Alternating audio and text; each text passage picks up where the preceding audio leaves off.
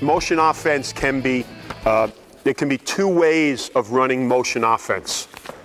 One can be some form of predetermined movement, where you're actually running something, okay, and with some freedom in it, but there are some guidelines as to what you're going to do, and it's loosely called motion offense, where actually motion offense is supposed to be no predetermined movement.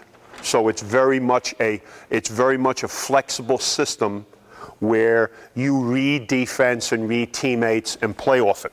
Now, the pluses in being involved in it, okay, is you can fit it to your players. More times than not, when my team plays, I have 4 perimeter players and someone who we call the post player because he's the tallest guy. Probably is not really a post player, but he's the tallest guy in the team, so you have to call somebody the post player. So he becomes the person that may be given that assignment. He's probably more of a defensive post than he is an offensive post.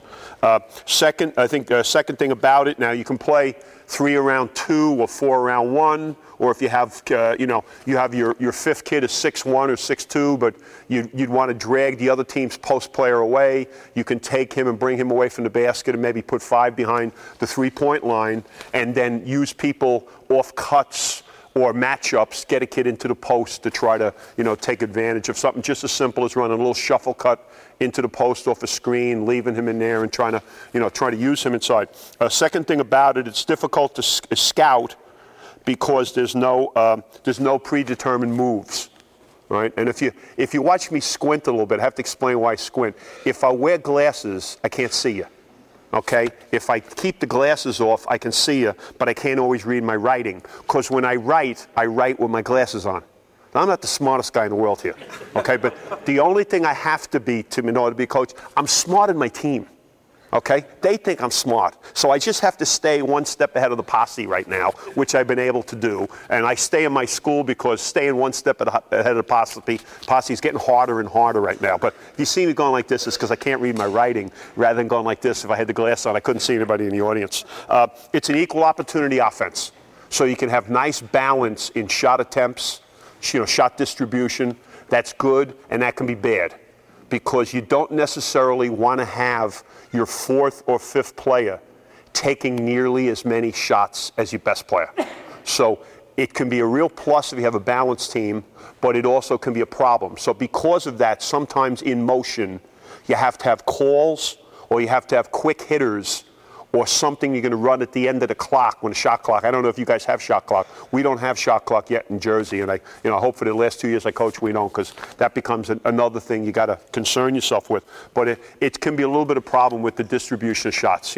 I want to see a lot of guys get in double figures, but I'd still like to see my first 2 or 3 players take the majority of the shots when we're playing, and the other kids getting stuff off, running the court, getting on the backboard, getting to the free throw line, things like that. It helps the kids to teach kids how to play.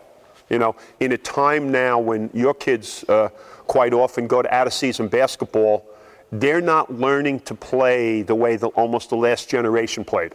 The last generation learned how to play by going to the park or the playground or the Y and playing half-court basketball, playing 3-on-3. I grew up, my generation in Jersey City, we played half-court basketball every day, and then as we got older, when the numbers picked up a little bit, we would chase the younger kids. But the pecking order in the playground was the older guys played at one basket, 3-on-3, and we let the younger kids play at the other end. And until we got older, we never thought that they should be off the court so we could play full court.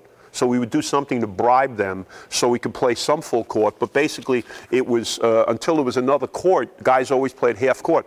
The kids grow up now and don't even know how to, they don't even know how to choose. They don't know how to choose. They don't know how to watch and take winners and pick guys who are going to help. I make the kids, when they open up the gym, I make them pick teams. And then I abuse them after they pick the teams because they can't even figure out who the best guys in the gym are. Guy will pick his friend who he rides the bus with, and they go out on the court and they lose the first game. I'll be damned if I'm picking my friend.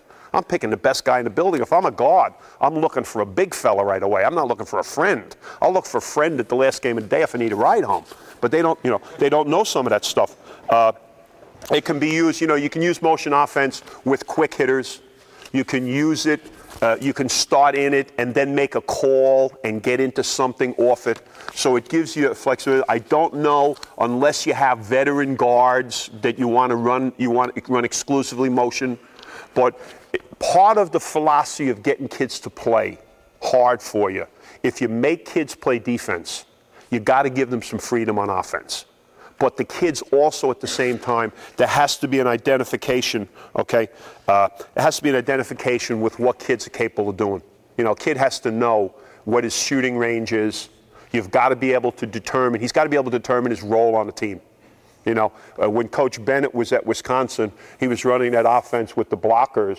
And those guys they knew exactly what they were going to be doing in the system. Coach Knight at Indiana and now at Texas Tech has always had a player who's a big player who is a screener. And he's always had a kid that he's running stuff for who is going to get more shots than everybody else. So it's not really, it could be equal opportunity, but it really shouldn't be equal opportunity because the players aren't all the same. You can speed up. You got to be able to run something. You can slow up the game with a lead, or you can play a little bit faster when you need to play catch up. You know, if you're running flex and you have certain, coming out of flex and trying to do some other stuff, you may not be able to do it. If you run the Princeton system, it's very difficult to catch up when you're in the Princeton system because it takes a while to get a shot.